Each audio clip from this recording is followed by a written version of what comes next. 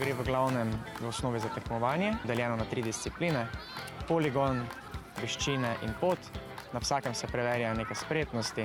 Na poligonu na začetku je časovno, na veščinah potem bolj veščinske zadeve in na poti pridemo do orientacije. Tekmovati treba za svoj stek pač iz skavtov.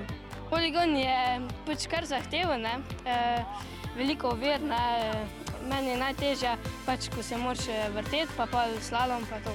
Cepimo vode in potem imamo izziv, da moramo narediti ogenj, pa idealno je, da za eno šivico, ker tako pač pri skavtih. Znanje, pantomima, gašenje, pol tam poligon, ja, pol tam lovljenje, pa tekanje.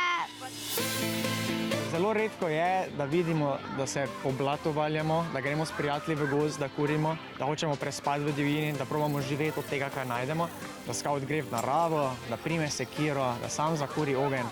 Pa tako se učimo boljši življenjski stil, da ne samo za material kot tak, ampak da prav si zaslužimo ga. Da spoštujemo starše, predstojnike, naredimo vsak dan vsaj eno dobro delo. Moramo se ful dosti naučiti za življenje, pa tu se imamo prijatelje, pa vse, pa samo ful fajn.